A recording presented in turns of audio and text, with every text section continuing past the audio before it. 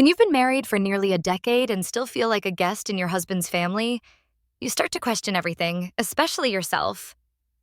I'm Delilah Monroe, I'm 36, and after 8 years of marriage to Ethan, I had clung to the hope that one day his family might actually see me. Not just politely acknowledge me, but really see me, understand me, welcome me. That hope officially died last summer at the Monroe family's annual backyard barbecue. That morning, I had spent 3 hours making my signature smoked peach tart. It was a recipe I'd developed after months of experimentation and a nod to my late father, who taught me how to balance flavors like jazz notes. Ethan was distracted, preoccupied with calls about an upcoming pitch to a real estate conglomerate in Dubai. I didn't mind. I had stopped expecting his full attention at family events a long time ago.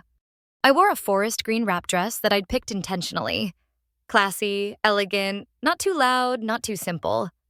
I had learned, after years of unspoken codes, what was expected at these events. The Monroe's estate was buzzing when we arrived. Caterers dressed in black circulated with trays of mini crab cakes.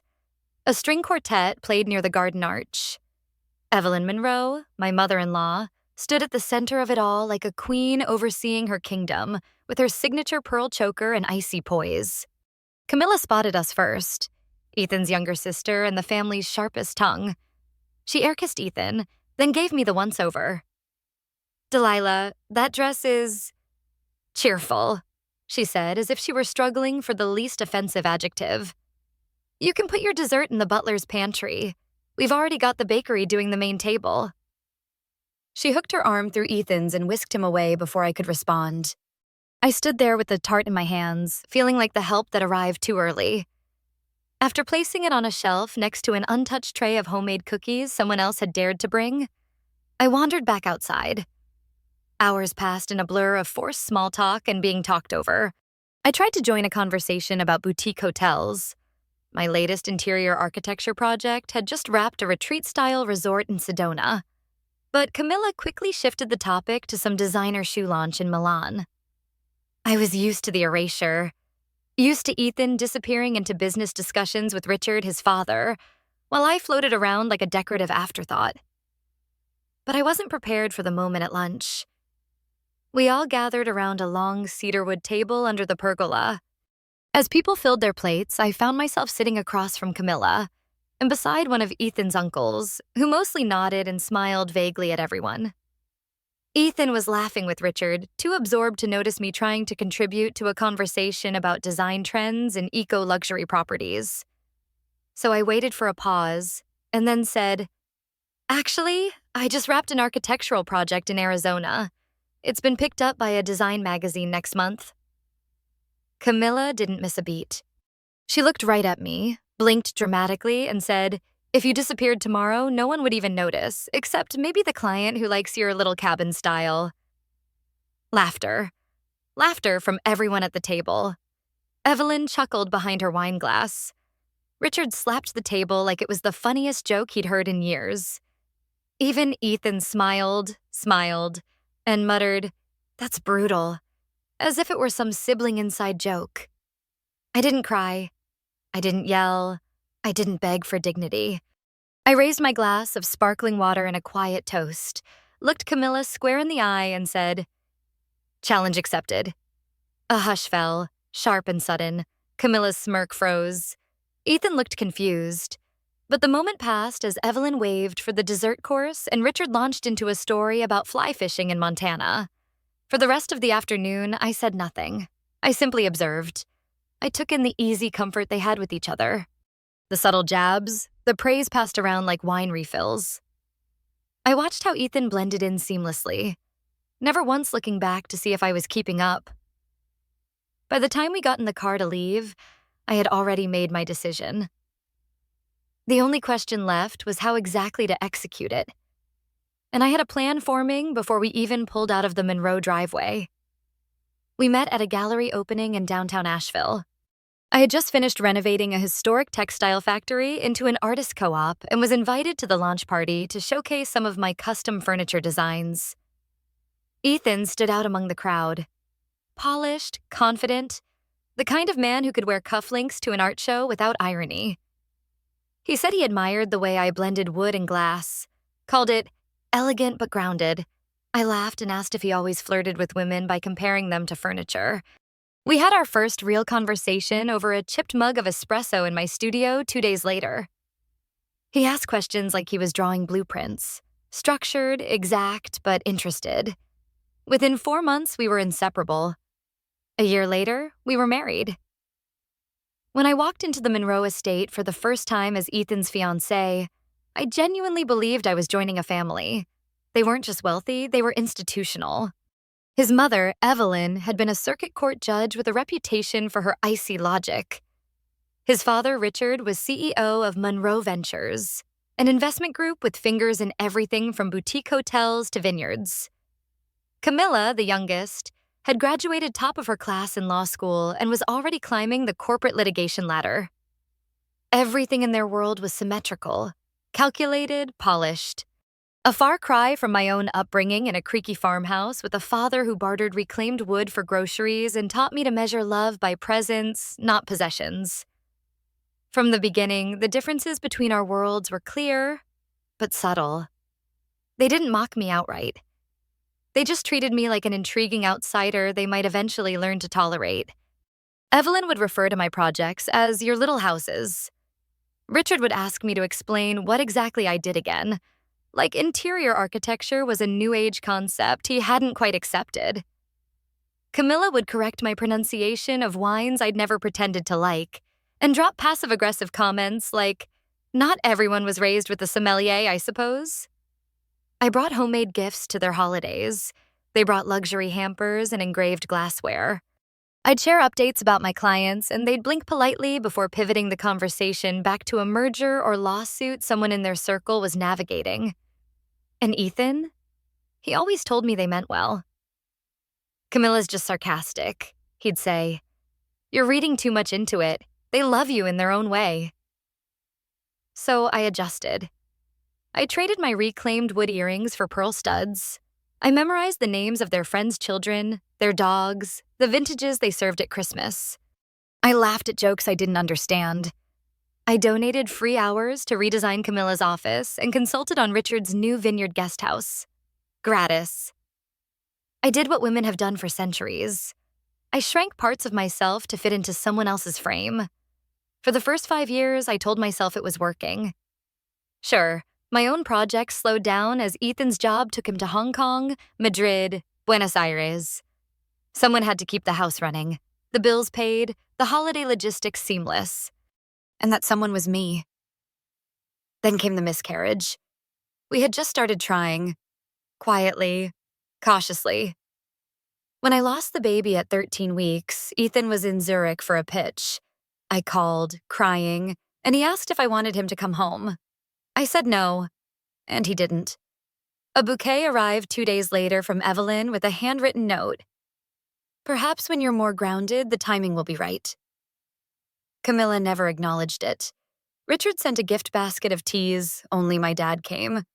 He took the train down from Boone and made soup, fixed the leaky faucet in our guest bathroom, and sat with me while I cried so hard my chest ached. He didn't ask me to explain anything. He just stayed. After he left, the house felt colder, and so did my marriage. I returned to work, tried to rebuild momentum, but every design I created felt hollow. I was still technically running my boutique firm, but mostly I took on small projects. Window displays for shops, floor plans for friends. Anything big felt impossible.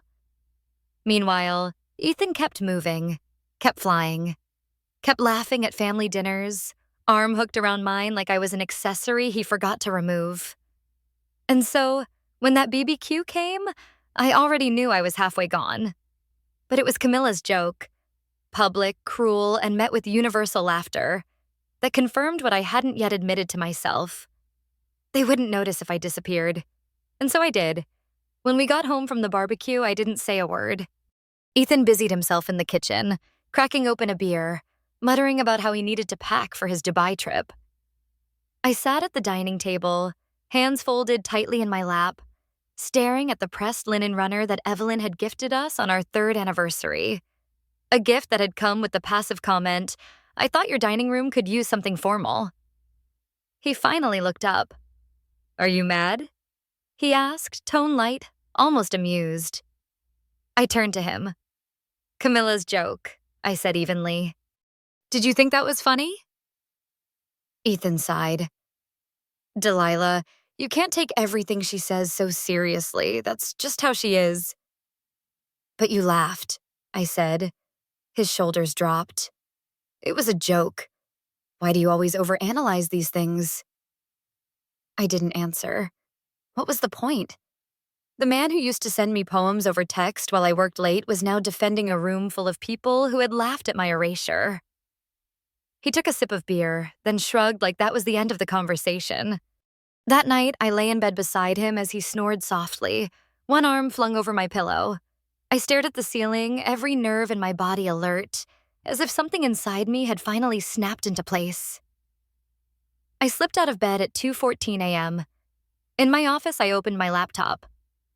I pulled up apartment listings in Portland, where Tess, my college roommate, now lived. Then I checked on my separate bank account. Thank God I'd kept it. My father had taught me to always have a financial escape hatch. "Even good men can become strangers," he'd once said. I made a list. Essential documents, personal tech and gear, design equipment, photos that mattered, my grandmother's ring, one suitcase of clothes. Everything else? Replaceable. At 7 a.m., Ethan kissed me on the cheek before leaving for golf with his father. "Don't forget to text Camilla. She wants you to help plan the fall brunch," he said as he grabbed his keys. I nodded, smiled even. But inside, I was gone. The moment his car pulled away, I got to work. I called Tess. "I need a favor," I said. "You want to leave?" she asked. "Yes. Today." "Say no more. I'm on the way." She arrived within 2 hours with cardboard boxes, iced coffee, and a fire in her eyes. We moved fast. Photos, files, passport, laptop, clothing. I packed my design gear, carefully wrapping my sketch pad in bubble wrap. Tess set aside anything too bulky. "I'll ship these once you're settled," she promised. Before I left, I sat down at our kitchen island and wrote Ethan a letter. "I need time. I need space. I've taken only what belongs to me. I've paid my share of the bills. Please do not contact me while I figure out what comes next." I removed my wedding ring and placed it on top of the letter. Beside it, I wrote out Camilla's exact quote in clean block letters.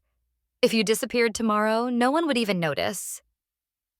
Date, time, location. I wanted him to remember exactly what started it all. I didn't cry. Not then. As we drove away, I watched the Monroe estate shrink in the rearview mirror. For 8 years, I had walked on eggshells in that house. That day, I left footprints. By the time we crossed the state line, I could finally breathe again. At a quiet hotel in Southern Oregon, I checked in using the backup credit card I'd always kept in my maiden name. Tess stayed with me through dinner, refusing to let me fall into numbness. After she left, I sat on the bed surrounded by the few pieces of my life I had taken with me. There, in that unremarkable room with faded blue curtains and a TV that only got 5 channels, I slept for 10 full hours. When I woke, I felt, if not whole, then at least real again. The messages started soon after. "Ethan, where are you? You left? Why? Come on, Delilah, this is ridiculous. I have my Dubai trip in 2 days. I don't have time for this. Mom is worried. Just tell her you're okay." "You're being selfish." Not once did he mention Camilla's joke. Not once did he ask how long I'd been feeling this way. Not once did he say he was sorry.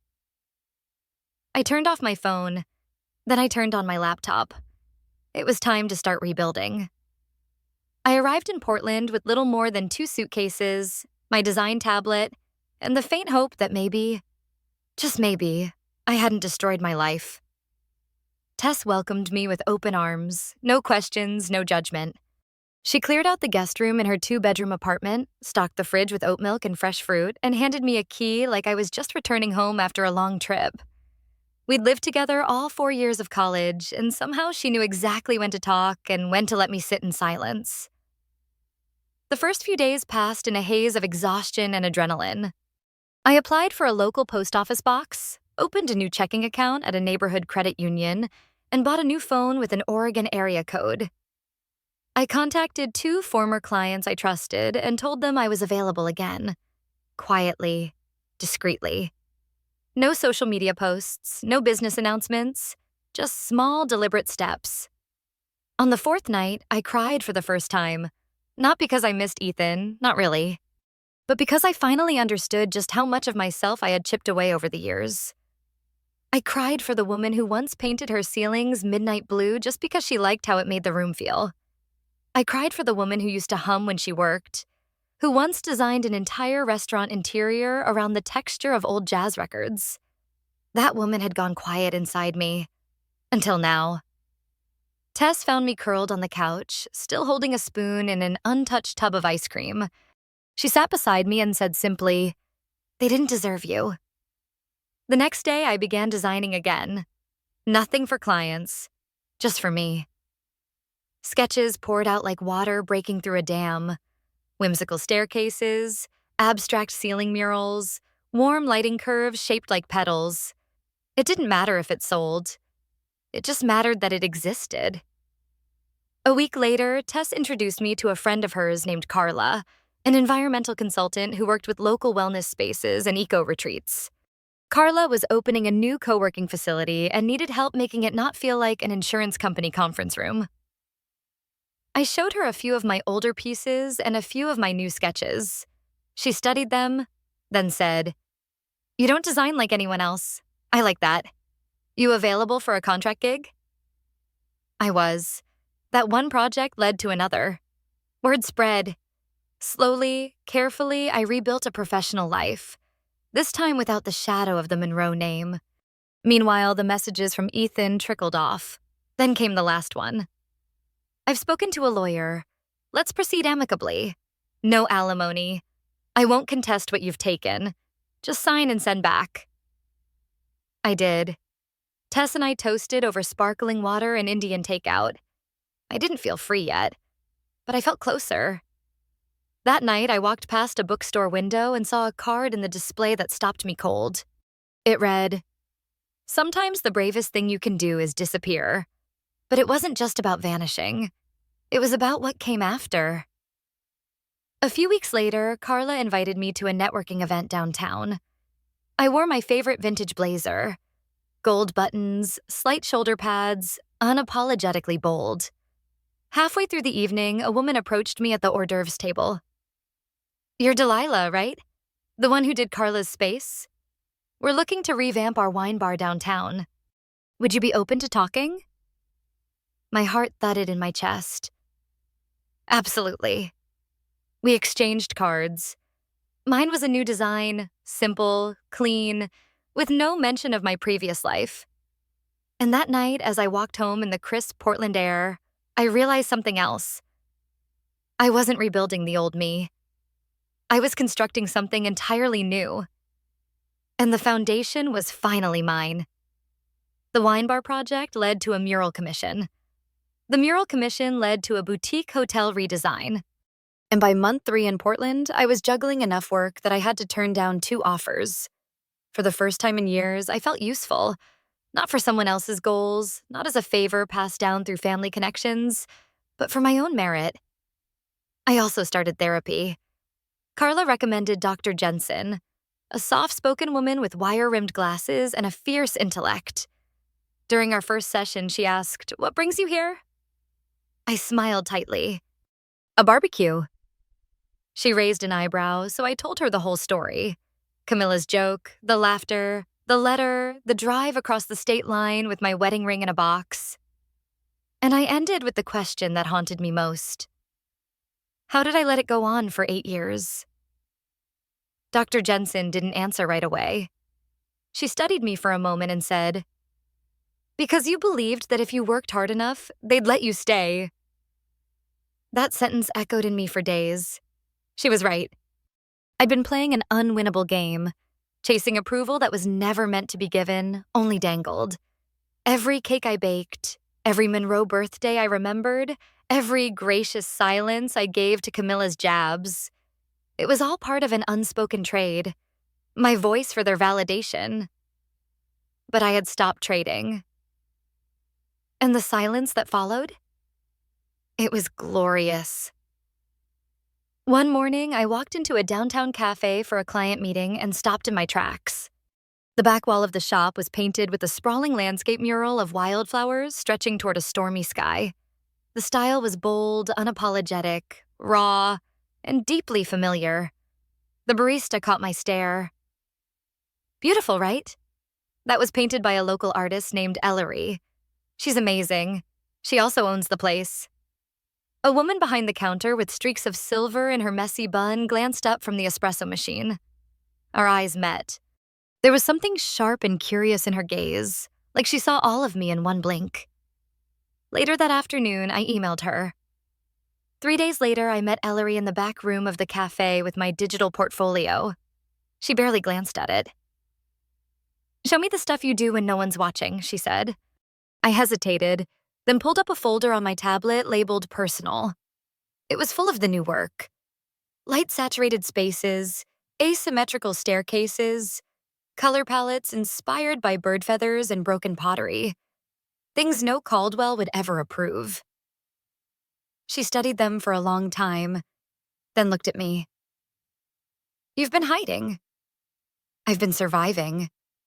"Well," she said, "you're done with that now. I've got a project for you. And a condition." "What's the condition?" "You give me one piece of personal work every week. I don't care if it's a drawing, a layout, a napkin sketch. One thing. Yours alone." Ellery became more than a client. She became a mentor, and slowly, a friend. Through her, I found other creatives who worked on their own terms. Artists, urban gardeners, poets who built furniture on weekends, people who didn't need legacy or pedigree to be seen. People who reminded me of the version of myself I'd buried beneath crisp white blouses and quiet tolerance. And while I built this new life, the past tried, occasionally, to re-enter. Ethan emailed when the divorce papers were finalized. "You didn't even say goodbye," he wrote. "I still don't understand." "I miss you." I didn't respond. Because what could I say that I hadn't already shown? I disappeared from their world. But I was finally visible in my own. It came in the form of an email with a vague subject line: Design Lead Opportunity, Cliff and Tara Wellness. I nearly archived it without reading. I'd just taken on 2 new projects, and my client load was steady for the first time in years. But something about the sender's name, West Rock Collective, felt familiar. I clicked. The email was short and direct. "Your work for Hearthlight Cafe caught our attention. We're launching a full rebrand for Cliff and Tara Wellness Retreats, including architectural redesign and product packaging. We'd love to meet. Thomas Mercer, Creative Director." My heart kicked into a faster rhythm. Cliff and Tara was a growing chain of eco-retreats with locations up the coast from Big Sur to the San Juan Islands. Their old branding had been minimalist to a fault, cold, beige, forgettable. I'd once dreamed of working on projects like this when I was still sketching concepts late at night back in Asheville. I checked their website. Then I scrolled to the bottom and froze. In small print, Investment Partners, Monroe Ventures Group. I slammed my laptop shut. For an hour, I paced the living room. Was this a trap? A coincidence? Had they found me? But the contact, Thomas, wasn't anyone I recognized. And Ellery reminded me something crucial. You're good at what you do. That's why they reached out. Not because of who you married. Still, I needed to know, so I replied to Thomas. Thanks for reaching out. Before scheduling, can I ask, how did you come across my work? He responded within the hour. One of our copywriters saw the Hearthlight Cafe write-up in Wildwood Living magazine. Your redesign was beautiful. Exactly the balance of soul and structure this project needs. No mention of Monroe. No hint of hidden hands pulling strings. I called Ellery. What if they find out who I am? She didn't hesitate. Then you show them who you really are now. So I said yes. The first meeting was entirely professional. Thomas was respectful, sharp, and clearly overworked. He reviewed my portfolio with focused interest, asking real questions. He didn't once interrupt. He never once mentioned Ethan or the Caldwells. After 2 weeks of planning, contracts were signed. I was officially lead designer for the Cliff & Terra rebrand, working with Westrock as an external creative partner. It was the biggest contract I had landed since starting over. And I had done it without the Monroe name. We worked quickly. I redesigned the spatial flow of their flagship retreat in Mendocino, infusing organic textures, warm lighting, and artwork from local artists. I also led the reimagination of their packaging line. Soothing greens, bold serif fonts, illustrations that hinted at healing rather than shouting wellness.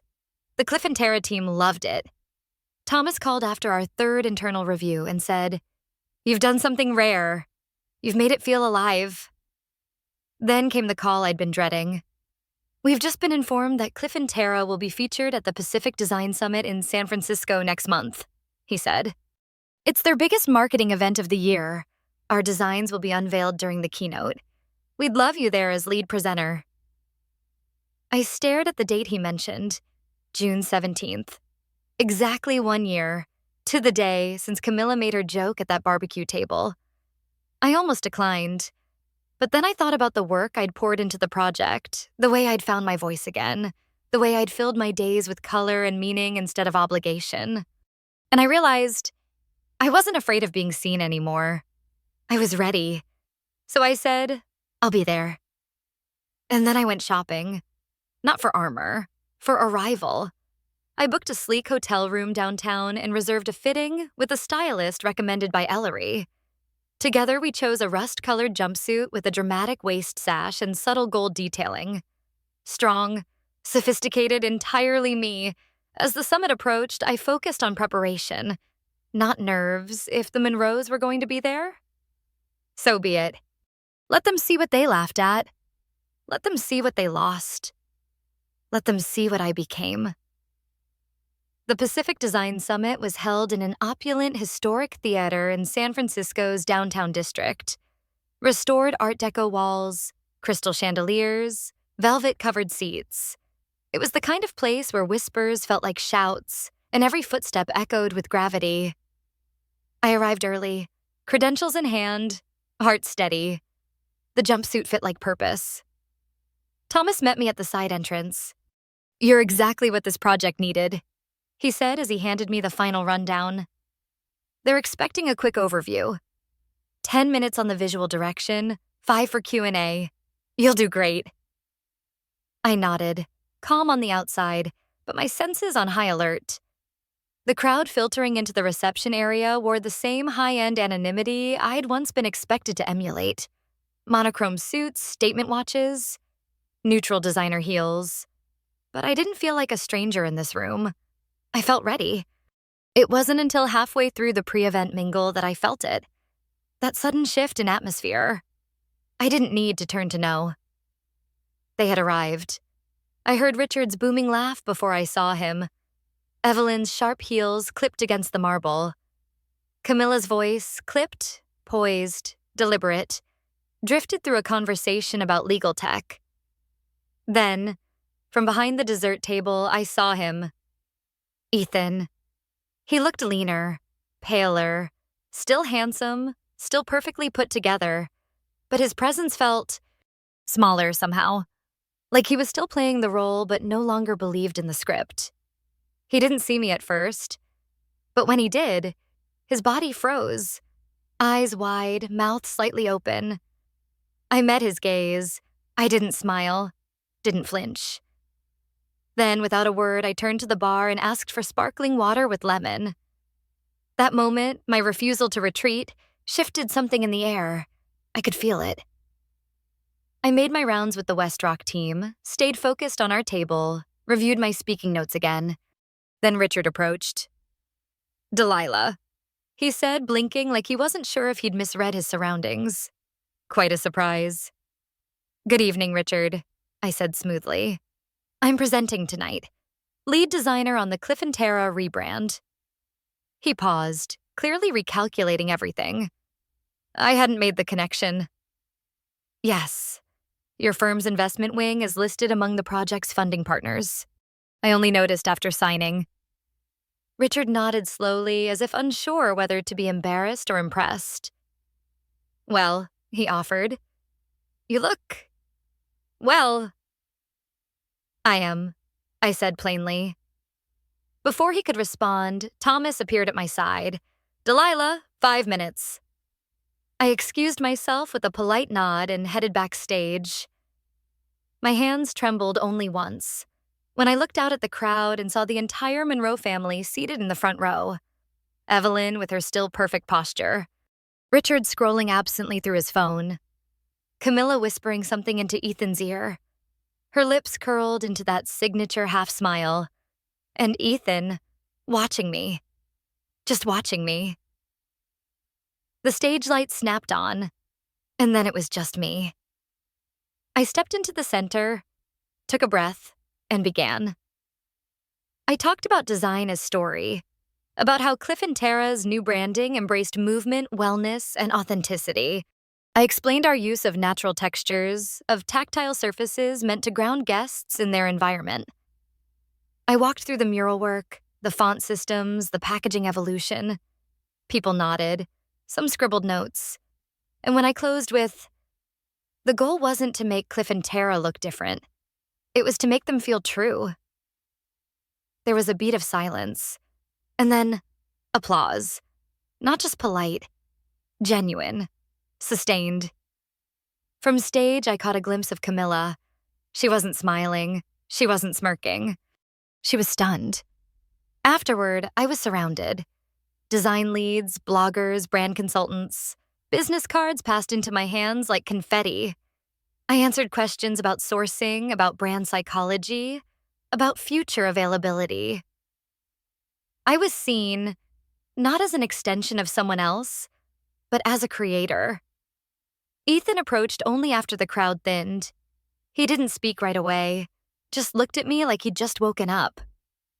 You're really doing it, he said. I've been doing it, I replied. He nodded. I didn't realize how much I'd taken for granted. That's usually how it works, I said gently. I've changed, he added, almost as if trying to convince himself. I hope you have. Truly, he swallowed. Do you hate me? No, I said truthfully. But I don't miss the version of myself who needed you to love me. There was nothing left to say after that. I turned to rejoin my team just as Camilla stepped into my path. Vanished without a word, and now here you are. Center stage, she said coolly. I smiled faintly. Funny, isn't it? I didn't think you'd actually go, she muttered. I didn't think you thought I mattered, I replied. For a second, just a flicker, I saw something behind her eyes. Doubt? Regret? Envy? I didn't wait to find out, because it didn't matter. I had nothing to prove. Not anymore. The next morning, golden sunlight poured through the hotel window as I sipped coffee and stared out at San Francisco's hazy skyline.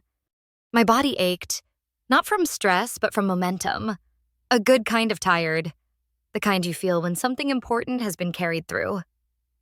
The final event of the summit was an industry breakfast and closing roundtable. I considered skipping it, but Thomas texted a simple message that made me smile. One last lap around the track. You let it. Come finish it. So I put on a soft navy blouse, minimal makeup, and flats instead of heels. I didn't need to be dazzling anymore. I just needed to be me. At the event, Richard nodded politely from across the room. Evelyn gave a distant, diplomatic smile. Camilla avoided my eyes entirely. Ethan, seated on the far side of the room, didn't approach again. And that was fine. More than fine. During a break, I stepped outside onto a quiet garden terrace to breathe. That's when she found me. Camilla. Congratulations, she said, her voice sharper than her smile. You seem settled. I glanced at her. I am. She shifted, uncomfortable in the silence. Listen, what I said that day, at the barbecue, it was a joke. You know that, right? I let the question hang. I used to think, I said slowly, that being tolerated was enough. That if I worked hard, smiled enough, tried just the right amount, your family would let me in. And I was wrong. Camilla crossed her arms. You think you're better than us now? No, I said, my voice calm. I think I'm better than who I had to be to survive around you. For a moment, something faltered in her face. Then she dropped her gaze. Gregory hasn't been the same since you left. That's not my responsibility anymore, I said. She nodded, slowly. It never was. I just didn't see that until after you were gone. The admission stunned me. Not an apology, but an acknowledgement. And honestly, that was enough. We returned to the conference room without another word. The final panel began. I sat beside Thomas, answered 2 more questions about experiential design, and collected one last round of business cards before saying my goodbyes. When I returned to Portland, the air smelled like rain and eucalyptus. I took a long shower, changed into my favorite oversized sweater, and curled up by the window with my sketch pad. On the first page, I wrote something I'd been holding inside for weeks. The opposite of disappearing isn't being noticed. It's being present in your own life. Entirely, fiercely, authentically. That night, I slept like a stone. 1 month later, I signed the lease on a small bungalow on the east side. Sunlight in every room, a backyard big enough for wild herbs and a hammock. It wasn't luxurious, but it was mine. Every detail, every chipped tile and knotted floorboard reflected my taste, my choices. I filled the space with color, with music, with art. I hung a framed print of my first mural in the hallway.